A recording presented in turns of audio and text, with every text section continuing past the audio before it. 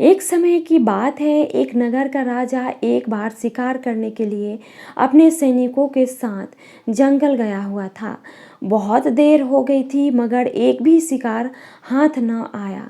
चलते चलते सैनिक बहुत थक चुके थे, इसलिए उन्होंने राजा से कहा, हे महाराज, आप तो घोड़े में हैं, इसलिए आप ज़्यादा थके नहीं होंगे, किंतु हम लोगों के पैर दुखने लगे हैं और पानी प्यास से व्याकुल हो रहे हैं। इस पर महाराज कहते हैं, ठीक है, तुम लोग वापस राजमहल लौट सकते हो, मैं तो शिकार किए बिना वापस नहीं लौटूंगा। महाराज के आदेश पर सभी सैनिक वापस राजमहल लौट गए। अब महाराज अकेले जंगल में शिकार की तलाश में घूमता फिरता रहा। बहुत समय हो गया था मगर एक भी शिकार दिखाई नहीं दिया। रात हो गई थी। चलते हुए महाराज को एक तालाब दिखाई दिया। उन्होंने सोचा कि थोड़ा सा पानी पी लेना चाहिए।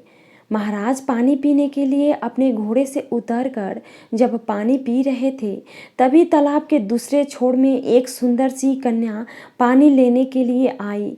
महाराज उसे देख मंत्रमुग्ध हो गए। महाराज पहले नज़र में ही उस कन्या से प्रेम कर बैठे। वह कन्या अपनी मटकी में पानी भरकर वहाँ से जाने लगी थी।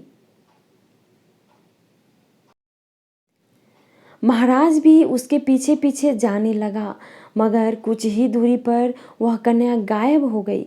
महाराज को समझ नहीं आया कि आखिर वह कन्या गायब कैसे हुई, कहाँ गई।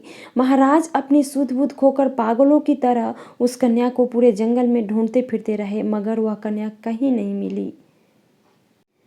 महाराज उस अप्सरा रूपी कन्या को भुला नहीं पाते थे और वही तालाब के पास जाकर उसका इंतजार करते रहे और वहीं पर सो जाते ताकि सुबह जब कन्या आए तो उनसे मिल सके।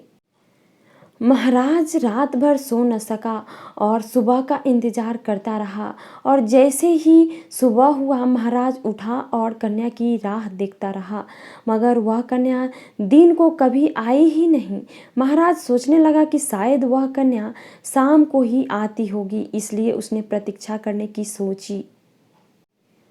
और जब शाम हुआ वह कन्या पानी लेने के लिए उस तालाब की ओर आई और पानी भरने लगी।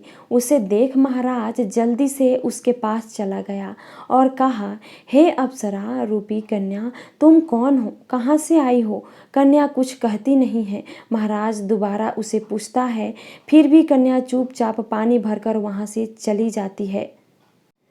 रोज इसी तरह से महाराज वहीं पर रहकर उस कन्या से उसका नाम पूछता, मगर कन्या जवाब न देती। एक दिन राजकुमारी रात के पहले ही अपना चेहरा ढककर पानी लेने के लिए तालाब आती है। उस दिन महाराज गुस्से में आकर उस कन्या के नज़दीक चला जाता है और कहता है, हे अप्सरा रूपी कन्या, मैं आपके प्रेम में विवश होकर कई दिनों से इस जंगल में भटक रहा हूँ। अब तो अपना नाम बता दीजिए, मैं तुमसे बेइंतहा प्रेम करता हूँ। आपसे विवाह कर अपने महल की रानी बनाना चाहता हूँ।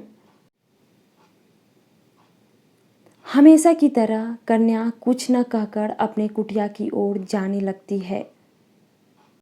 तभी महाराज उसके हाथ को पकड़कर उसके चेहरे से नकाब को हटा देता है, जिससे उसकी बदसूरती दिख जाती है।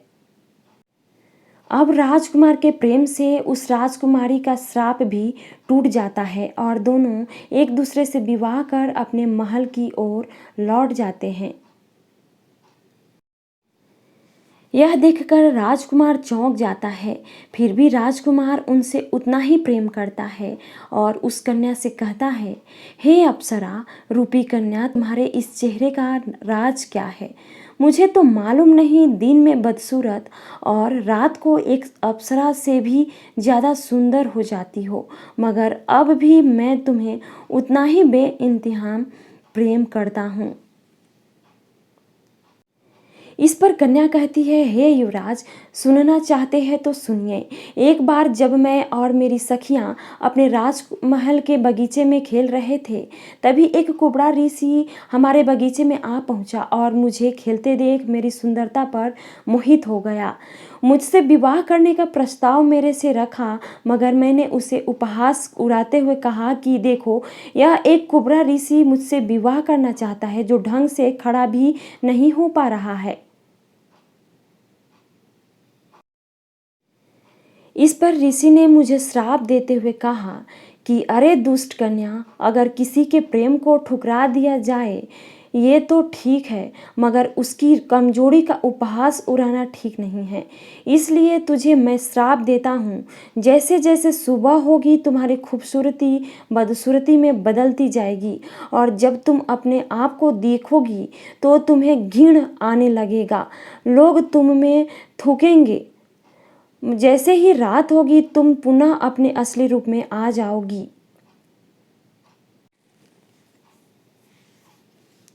राजकुमारी कहती है, हे ऋषि, मुझे माफ़ करें, मुझे क्षमा कर दीजिए। मुझसे बहुत बड़ी गलती हो गई, मुझे ऐसा नहीं करना चाहिए।